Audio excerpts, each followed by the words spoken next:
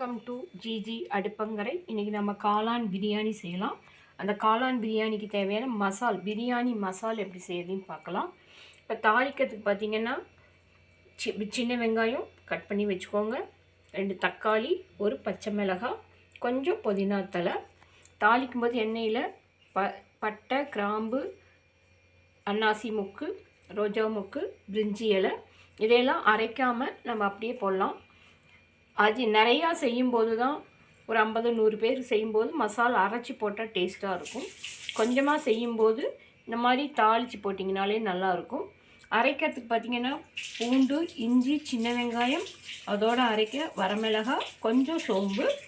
வேணால் நீங்கள் என்ன பண்ணலான்னா கொஞ்சம் புதினாவும் அதோடு சேர்த்து அரைச்சிங்கன்னா நல்லா வாசமாக இருக்கும். வேணால் கொஞ்சம் காரம் தெரியும்னா ஒரு பட்டை, ஒரு கிராம்பு அதோடு சேர்த்து நீங்கள் அரைக்கலாம். வாங்க எப்படி பிரியாணி செய்யறதுன்னு பார்க்கலாம். பிரியாணி மசாலா செய்ய எல்லா பொருட்களும் ரெடியாக காஞ்ச ஒன்று பட்டை, கிராம்பு, ரோஜா மொக்கு, பிரிஞ்சி இலை, பட்டை, கிராம்பு எல்லாம் போட்டுங்க. அது நல்லா வெடிக்கிட்டு இதான பிறகு நல்லா வணங்கின பிறகு வெட்டி வச்சுருக்க வெங்காயத்தை அதில் சேர்த்துக்கணும்.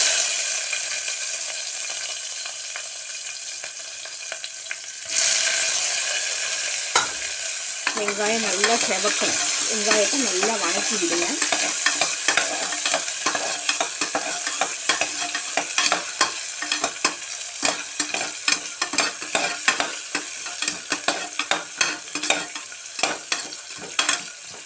வெங்காயம் நல்லா இப்படி வணங்கின பிறகு ஒரு பச்சை மிளகாய் போடுங்க.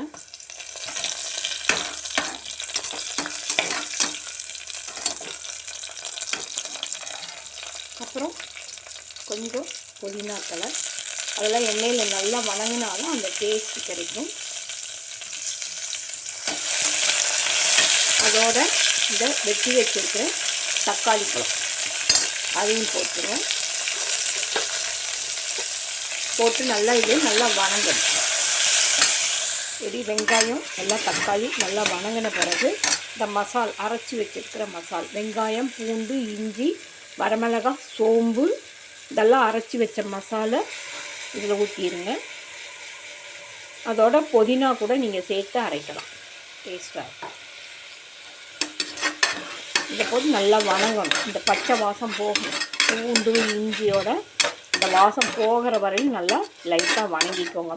தக்காளி போட்ட பிறகு பூண்டு இஞ்சி போடுங்க. அப்போ தான் அது வந்து குக்கரோட கீழே ஒட்டாது. அப்படியே இல்லைன்னா பாத்திரத்தோடு ஒட்டிக்கும். தக்காளியெல்லாம் போட்ட பிறகு போட்டிங்கன்னா அது அந்த மசாலாதோட நல்லா இது இப்படி நல்லா இந்த கிண்டி இப்படி சுருண்டு வரும்போது உப்பு போட்டுருங்க. உப்பு போட்டுட்டு அதோட இந்த காளான் கட் பண்ணி வச்ச காளான் போட்டுருங்க. காளான் போட்டுட்டு கொஞ்சம் தயிர், கொஞ்சமாக பால் இது ஊற்றுனீங்கன்னா பிரியாணிக்கு நல்லா கொஞ்சம் பால் போட்டு உப்பு போட்டு இதை நல்லா கிளறி விடுங்க. இந்த காளானில் மசால் நல்லா பிடிக்கும். காளானில் மசால் பிடிச்சாதான் டேஸ்ட் வரும். இல்லைன்னா காளான் தனியாக மசால் தனியாக நிற்கும். நீங்கள் பிரியாணிக்கு இந்த மாதிரி மசால் போட்டாலே போதும். அரைச்சி போட்டோம்னா ரொம்ப ஹெவியாக இருக்கும். அது இல்லாமல் நம்ம கொஞ்சமாக செய்யும்போது மசால் வந்து இந்த மாதிரி செஞ்சாலே போதும். இது நல்லா கொதிக்கட்டும். இந்த மசால் நல்லா இந்த மசாலில் காளான் கொதிக்கணும்.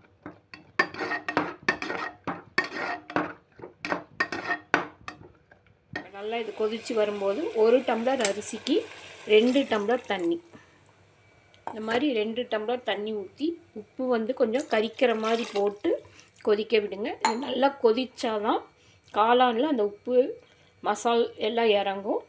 அதுக்கப்புறமா நம்ம அரிசி போடலாம். சில சமயம் அரிசியை வேக வச்சு கூட லைட்டாக அரை வேக்காடு கூட அப்படி வச்சு போடலாம். இல்லை நம்ம இப்படியே வந்து இது நல்லா கொதித்து வரும்போது இதில் பச்சரிசியை போட்டு வேக வைக்கலாம். இந்த மாதிரி நல்லா தண்ணி கொதித்து வரும்போது மசாலெல்லாம் அதில் ஊற வச்சு கழுவி வச்ச பச்சரிசியை இதில் போட்டுருங்க. போட்டு மெதுவாக கிளறி விடுங்க. அரிசி வந்து உடையக்கூடாது. அரிசி உடையாமல் இருக்கணும்.